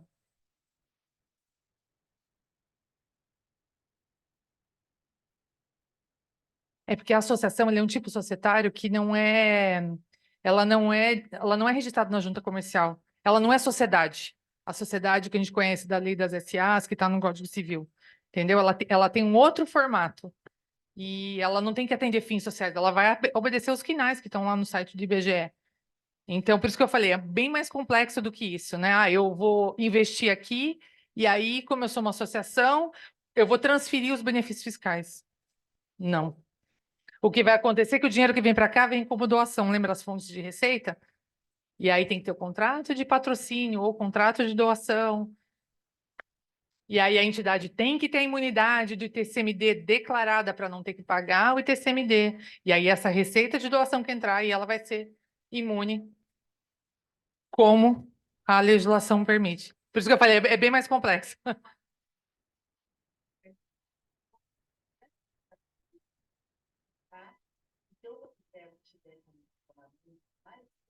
Mas o estacionamento ele quer botar num terceiro.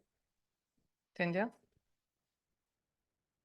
Eu vou passar e vou deixar essa questão para o final, porque eu acho que isso aí dá muito debate, por isso que eu falei bem polêmico.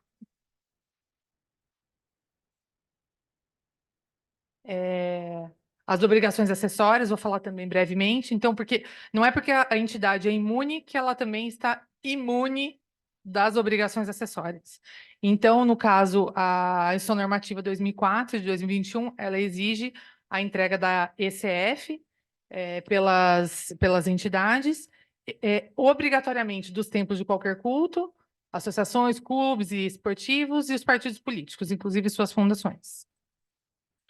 E as despesas devem ser efetivamente comprovadas, porque na ECF você vai colocar lá tudo, né? Vem toda o detalhamento da parte fiscal, contábil, dentro da declaração.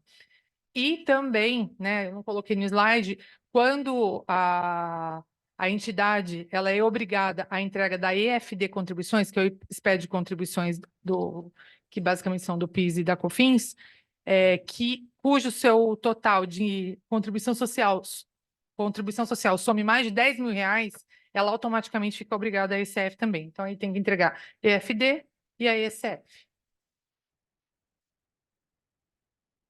A doutora Eliana, que além de doutora advogada, ela também é contadora, ela vai ter o prazer de falar da parte contábil aqui para nós. Eu vou te passar a palavra.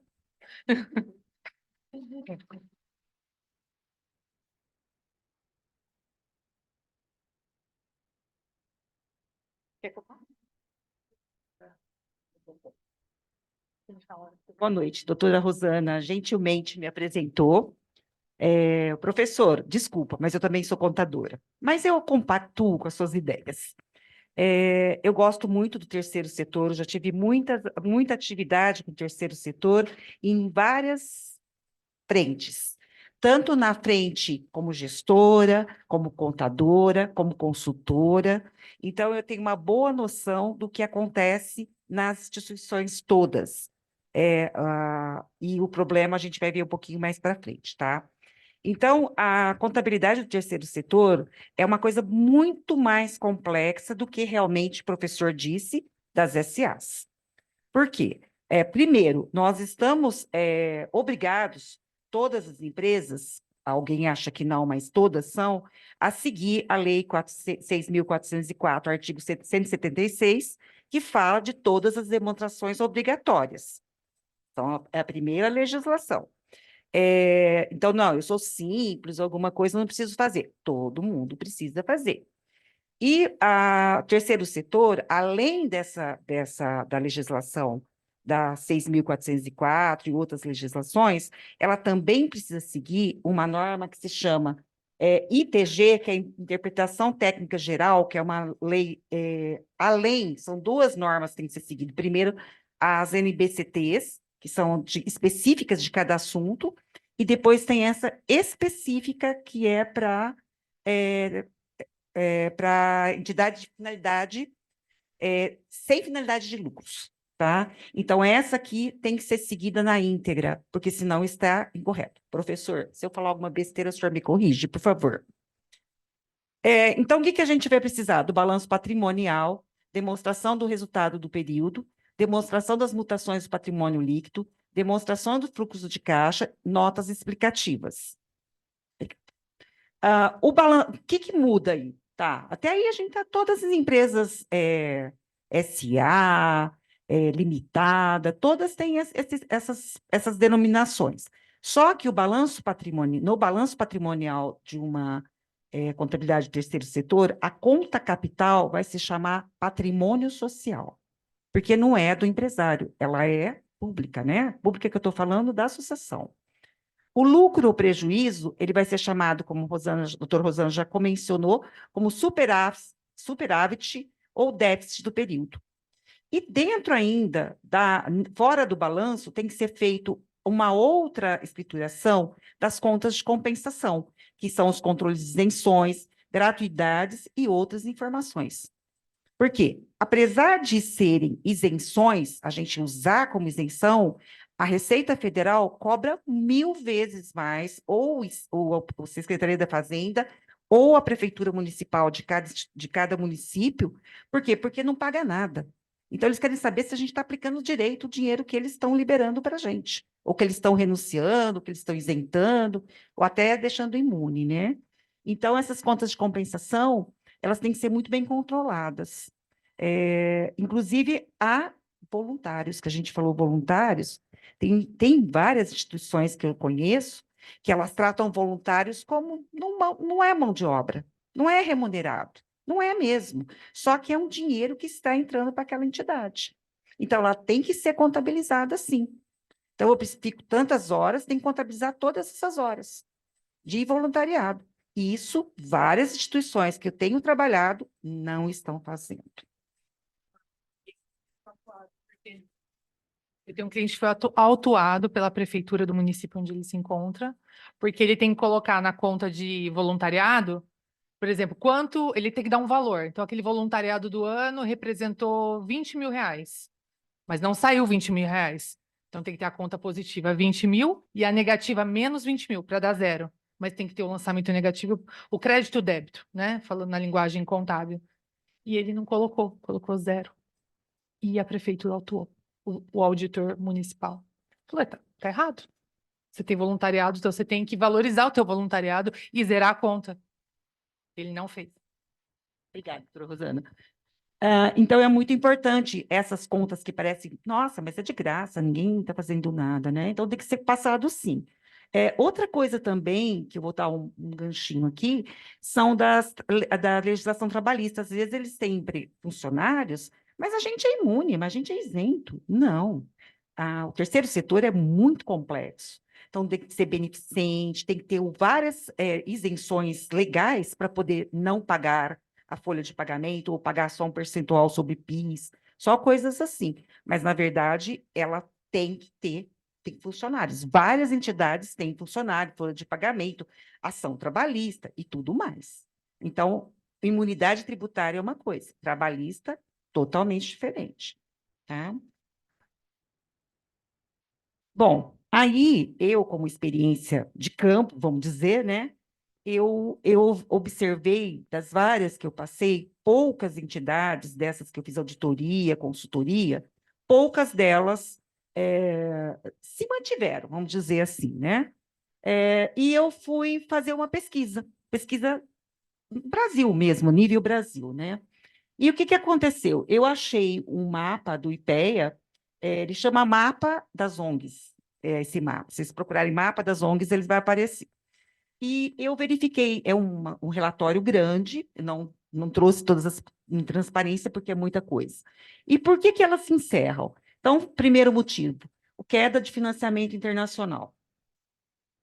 Escassez de recursos públicos e privados. As empresas também retraíram, né? O governo retraiu. E as exigências burocrático-administrativas para captação de recurso e execução de projetos em parceria com o poder público. Por quê? É muita exigência. Sai um edital, quem já trabalha com isso conhece o edital. Se não cumprir aquelas normas do edital, não vai entrar lá naquele projeto. E também, depois da saída do edital, a gente tem que fazer prestação de contas. E a maioria das associações, ou das OSC, ONGs, como a gente quiser falar, elas têm muitas contas glosadas. Por quê? Porque elas usam alguma despesa que não está no projeto. Todo o projeto tem que ser muito bem trabalhado. Vamos supor, um exemplo bem pequenininho, mas aconteceu já. Eu coloco papel sulfite para fazer projeto e mando a conta para a pessoa que me contratou, para a empresa que me contratou. Ela glosa. Mas como você glosou o papel? Não estava no projeto. Então, ele vai glosar. Então, tem que ser muito correto o projeto na elaboração do projeto e depois na prestação de contas. Porque você gastou aquele dinheiro, a associação gastou dinheiro e eles não vão repor. E vão responder por quê? Não está no edital. Tá? Então, é uma coisa muito interessante. E, por último, e muito importante, entidades pouco estruturadas ou com dificuldades de gestão. Então, o que acontece aqui? Normalmente são várias pessoas que têm músicos ou arquitetos, cada um tem sua especialidade. Eles se juntam numa associação, resolvem fazer uma ONG, até às vezes me procuram para fazer uma OCIP direto, tá? Um pouquinho diferente, né? E eles se juntam, mas eles não entendem nada de contabilidade, eles não entendem nada de direito, eles não entendem, eles são muito bons na área deles, mas o restante não. Eles se juntam com aquela boa vontade, só que depois, no decorrer, eles vão se desanimando. Por quê? Porque todos os projetos que eles lançaram lá, faz um projeto de engenharia, um projeto de música, alguma coisa, não vai para frente. Por que que não vai para frente? Porque eles não se enquadraram nas normas administrativas, burocráticas e tudo mais do projeto, tá? Então, seriam essas entidades pouco estruturadas, não tecnicamente, do trabalho deles, mas seria a parte administrativa, contábil, jurídica mesmo. Ou com dificuldade de gestão. Porque também tem um monte de instituições que ela se nasce já, que a pessoa fala assim, a ONG é minha. Não, a ONG não é sua. Qualquer um pode tirar você daí a hora que quiser. Existe o estatuto, uma eleição, né? Então, eles já entram, mas tá, alguém, então, pode me tirar da ONG? Pode. Aí já acaba a conversa também, tá? É mais ou menos nesse aspecto. Então, só essas dificuldades de gestão, porque você quer mandar, você abre uma empresa. É diferente, aí você manda. Mas aqui na associação, na ONG, no instituto, na fundação, é diferente. Tá? Você tem todo um projeto que você tem que prestar contas para alguém. Tá? Ou até, às vezes, o dinheiro que vem de cada projeto, eles são usados naquele projeto. E o pessoal tem uma sobra de dinheiro, aí depois eles acham que pode gastar com outras coisas. Uma associação muito antiga em Campinas fechou na época da pandemia, porque ela assumiu gastos muito grandes, só que depois os projetos também caíram. Eu acho que ela pagava através dos projetos, né? Não prestava conta, então depois não teve jeito. Ela não tinha estrutura administrativa para aquela estrutura que ela montou fisicamente. Então, ela não teve jeito e ela encerrou as atividades. Tá? Então, aqui, esse aqui é do IPEA, tá? Eles fizeram essa pesquisa com base em tudo na Receita Federal. E por que foi o motivo que as OSCs, as ONGs se encerraram? Então, 90 mil, ou 26%, liquidação voluntária. Essa que eu estava me referindo com vocês, que era antiga e se encerrou, foi liquidação voluntária. Tá? Mas a maioria delas é inaptidão perante a Receita Federal. Ela deixa de entregar declaração, porque tem uma série de declarações para entregar. Ela deixa de entregar declaração, ela deixa de... Isso por 2 anos. Aí a Receita vai lá, vira e mexe, ela faz esse corte mesmo, e ela deixa inapta, e olha, 48%. Porque eu acho que as pessoas, os dirigentes, abandonam literalmente a parte contábil. Ela não tem dinheiro entrando, mas o contador está pagando, né? Então, elas abandonam as entregas. Ou omissão contumaz, que é 24%, que é muito alto, que é mais de 5 anos sem entrega de nenhuma declaração. E outros motivos aí, que eu sintetizei, mas no mapa, na tabela 6 do IPEA, ele coloca aqui a fusão com outra instituição, ou então alterou a atividade, foi para uma empresa, alguma coisa assim. Quer dizer, é muito pouco. Então, nós temos aqui no ano de 2020, com fonte da Receita Federal, esse número enorme de por que se encerram.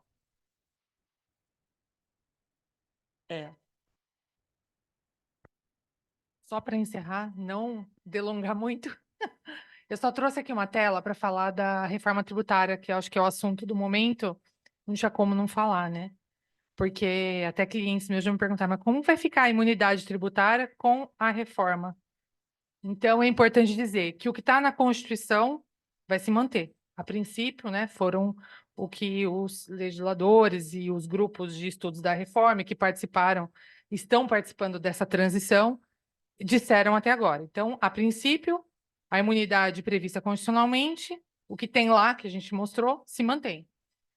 Aí o ITCMD. ITCMD, já há um movimento para que as legislações estaduais já comecem a ser modificadas. Então, o que nós já temos de informação do ITCMD? Que as transmissões e doações para instituições sem fins lucrativos com finalidade de relevância pública e social, que é o caso do terceiro setor, e as doações e transições realizadas por essas entidades na realização de seus objetivos sociais ficariam fora da incidência do ITCMD. Então, a ideia é essa, estamos aguardando as leis estaduais para realmente confirmar se isso se procede. Em relação ao IBS e à CBS, que vão ser os tributos que vão substituir PIS e COFINS federal, e o IBS que, em tese, substituiria o ISS, ICMS municipal e estadual, há também um plano, né, no projeto de que seja estendidos todos os benefícios constitucionais também a eles, né, que são os benefícios que estão previstos no artigo 150, e então teria que ter a publicação das regulamentações para estender. Aqui é interessante verificar que em dezembro já se publicou a primeira emenda constitucional, onde eles mudaram o artigo 150, onde tinha imunidade de impostos para templos religiosos, e eles ampliaram para entidades religiosas, templos de qualquer culto, incluindo suas organizações essenciais e beneficentes. Então, essa aqui foi a emenda constitucional do final do ano. E o que também se diz no projeto da reforma é que entidades que hoje não são consideradas imunes, elas podem vir a ter benefícios fiscais. Mas como o próprio professor falou, nós já temos benefícios fiscais na legislação tributária, como a da 9249, que está lá desde 95 e as empresas não estão utilizando, né? Então, essa é a realidade hoje, a gente tem que agora ficar na expectativa, e nós, né, aqui da área, estamos acompanhando ansiosamente para ver o que vem aí pela frente. Tá bom? Eu queria agradecer a todos. Eu vou deixar aqui o final para questões para debate. E a doutora Raquel quer comentar alguma coisa?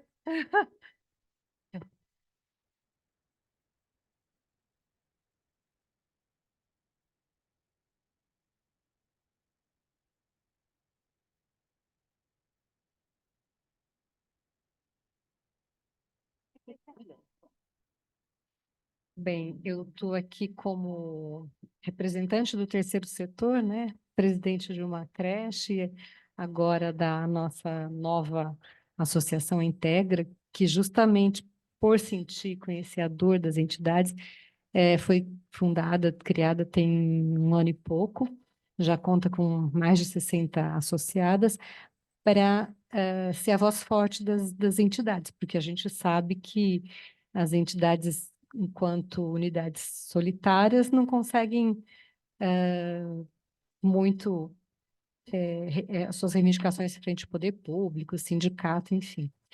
Mas eu fiquei surpresa muito com o que eu ouvi do professor Takashi, porque realmente a nossa dor sempre é falta de dinheiro, mas o que a gente vê é que é falta de competência mesmo. Principalmente, eu acredito assim, os profissionais da contabilidade do terceiro setor são muito despreparados, porque, na verdade, é uma demanda que está crescendo agora, não existia, enfim, e o terceiro setor sempre teve essa cara, né, de, eu vou montar aqui porque, nossa, olha que dó, vou levar uma cesta básica, vou dar uma marmita, vou dar um cobertor, e a gente achava que assim a gente resolvia tudo, só que não, né? Hoje a gente vê que nós temos mesmo que nos profissionalizar. E o direito tributário é também uma dor imensa das entidades. Então, eu acho assim, a OAB está de parabéns, a Comissão de Terceiro Setor também, porque a gente precisa muito dessa troca, né? Porque a gente quer que as entidades realmente cumpram o seu papel, né? Então, eu vou aqui deixar, porque eu também tenho um monte de dúvidas, deixar para as pessoas que têm conhecimento mais técnico, né? Nós temos algumas questões para debate, mas eu sei que... Bom, depois dessas apresentações, né, confesso que a apresentação do professor Takashi me deixou com vários questionamentos, viu, professor? Vou voltar para casa hoje preocupado, porque eu não vou conseguir dormir, porque eu sou o tipo de pessoa que vou ter que ir atrás para tirar algumas dúvidas. Agradeço também a apresentação da doutora Rosana, da doutora Eliana. Fico até acanhado de falar alguma coisa depois, porque as apresentações foram sensacionais, né? Eu acho que a OAB é um ambiente que propicia esse tipo de debate, né? Sempre muito acolhedora e também, ao mesmo tempo, nos permite evoluir e pensar sobre muitas coisas. A gente fica, às vezes, nós ficamos um pouco acomodados, né? Por mais que a gente estude, mas a gente fica um pouco acomodado numa linha de pensamento e esses debates fazem a gente abrir os olhos para outras coisas. Só um tópico que eu gostaria de explorar brevemente, antes da gente entrar nesses pontos, né, que talvez muita gente tenha bastante coisa para falar, eu queria fazer algumas poucas considerações, até para não tomar muito tempo das senhoras e dos senhores. Eu até peguei uma colinha aqui, que as apresentações foram se desenvolvendo, e eu fui até atrás de um material e consegui localizar. Eu acho que é um material muito interessante, que eu queria até compartilhar com todos. Eu gostaria de fazer poucas considerações a respeito da contrapartida do setor filantrópico no Brasil. Pouca gente fala sobre isso. Nós que trabalhamos no terceiro setor, nós convivemos quase que diariamente com críticas às imunidades concedidas às instituições filantrópicas. E essas críticas, o que me deixa um pouco incomodado, geralmente vem de pessoas, de agentes que têm um conhecimento muito superficial, muito raso acerca da matéria, né? E acaba virando muitas vezes a crítica pela crítica. Eu acompanho, gosto muito e até convido a todos a seguir um trabalho realizado pelo né, realizado pelo FONIF, FONIF, acho que muita gente já ouviu falar, né, conhece, que é o Fórum Nacional das Instituições Filantrópicas. Ele foi constituído legalmente em 2015, se eu não me engano, com a missão de defender as instituições, mas, acima de tudo, fortalecer a filantropia no país. Aliás, o FONIF promove várias atividades voltadas à defesa e garantia das instituições filantrópicas. Já quero deixar claro que eu não tenho nenhuma ligação direta, tá, com o FONIF. É uma propaganda gratuita, mas eu acho que o contato com o trabalho deles é muito enriquecedor. Então, eu recomendo que eles têm página nas redes sociais aí, então eu recomendo que todos passem a acompanhar, porque eles trazem muitas informações relevantes. Entre essas atividades e ações que o FONIF realiza, eu destaco uma pesquisa que ela não é muito recente. Ela tem, mas também não é antiga, ela é perfeitamente aplicável ao contexto atual, que ela abordou exatamente o tema, a contrapartida do setor filantrópico no Brasil. Ela trouxe informações importantíssimas sobre a filantropia, e o mais interessante é que essas informações surgiram a partir de uma compilação de dados oficiais, bases oficiais que foram disponibilizadas por representantes do governo, como o Ministério da Educação, o Ministério da Saúde, o Ministério da Assistência Social e a própria Receita Federal. Eu confesso que, mesmo trabalhando há mais de 10 anos, especificamente no terceiro setor, eu fiquei muito surpreso e positivamente surpreso com o resultado dessa pesquisa. Eles fizeram uma abordagem, basicamente, em relação à assistência social, filantropia, em relação às áreas da educação, saúde e assistência social, tá certo? Sem me alongar muito, vou dizer, falando especificamente na filantropia da saúde, essa pesquisa do FONIF revelou que, para cada real de imunidade, a contrapartida oferecida é de R$ 11,35. Deixa eu usar minha colinha aqui para não errar.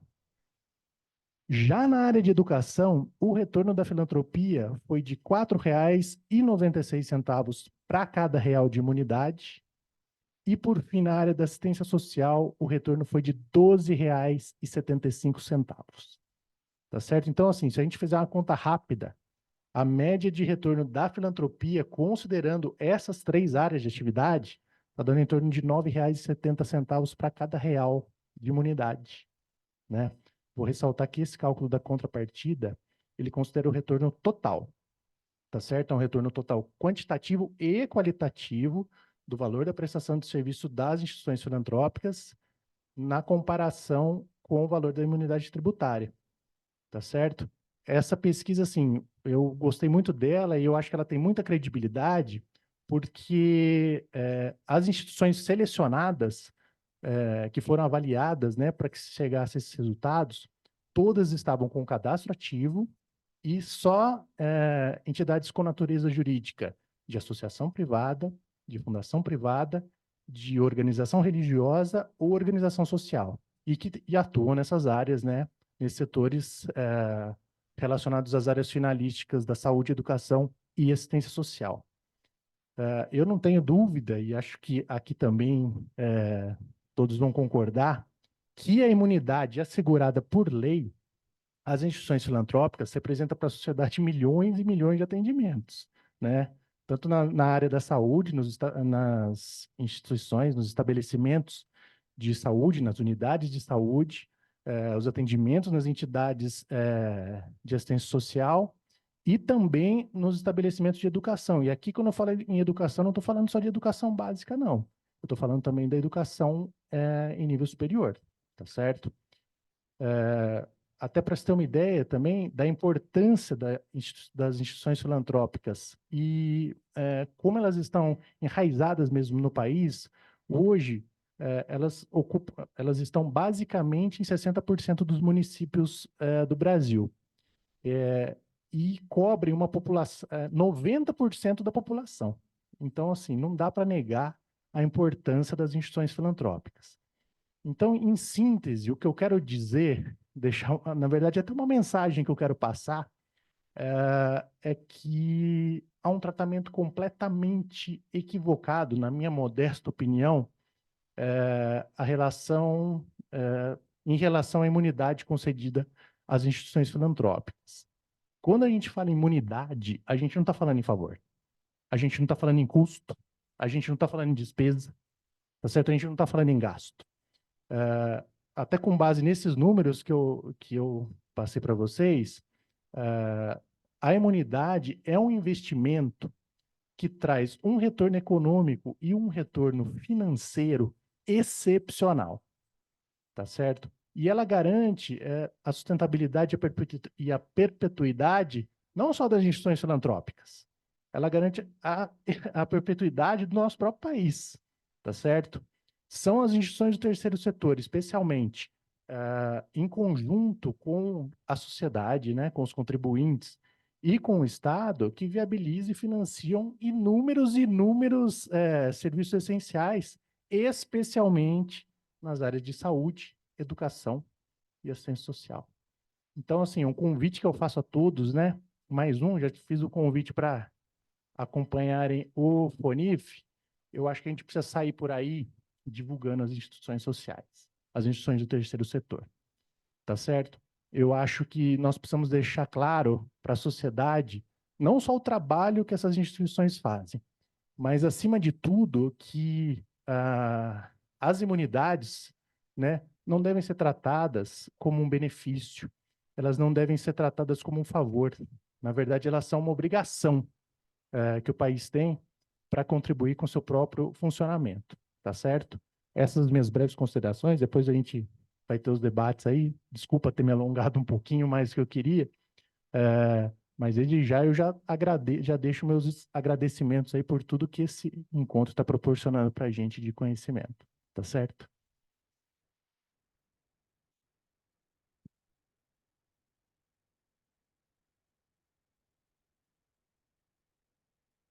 Eu só vou complementar o que o doutor disse, que acredito que aqui não tenha só advogados, né? Então, ele falou da FONIF, o site é redefilantropia.org.br, para quem não conhece. Ele tem vários cursos, inclusive gratuitos lá, e muito bons, tá? Na verdade, a imunidade tributária, ela é necessária, sem ela não haveriam as instituições, né? Senão elas não existiriam. Eu acho que pela questão do tempo aqui, a doutora Daniela está me avisando que o nosso evento chegou ao fim, é isso mesmo? Então, eu vou chamar à mesa o presidente da... Quer sentar aqui? Para fazer as palavras finais e encerrar o nosso evento. Não, só agradecer em nome da Facamp, que apoiou o evento aqui, parabenizar a todos, uma noite de muito conhecimento, estudo e de muitas reflexões, hein? Vamos voltar para casa aqui para pensar mesmo, como o doutor Neto disse. Muito obrigado a todos e boa noite.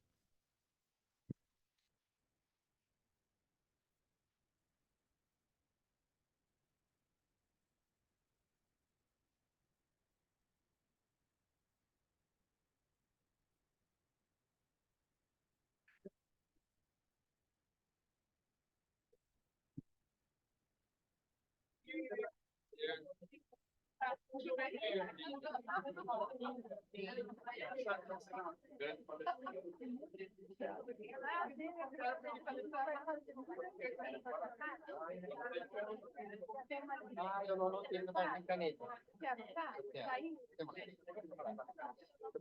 Posso pegar essa caneta? Sim, um minuto. Só um minuto.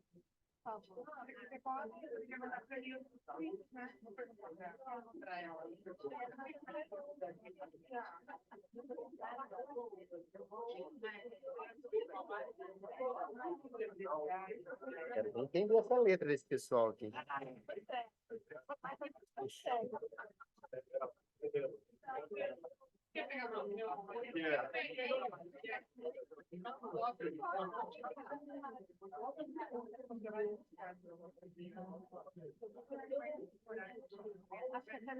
Ah, vocês vão assinar também? Isso. Ah, que legal. Vamos lá.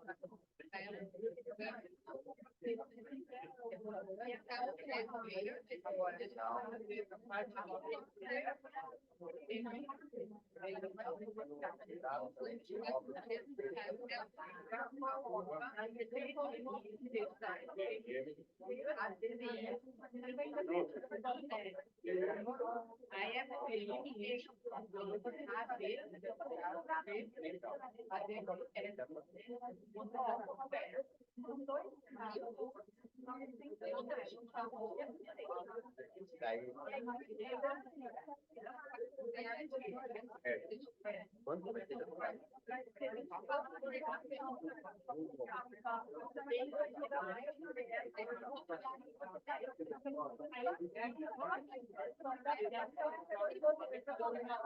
Verdade.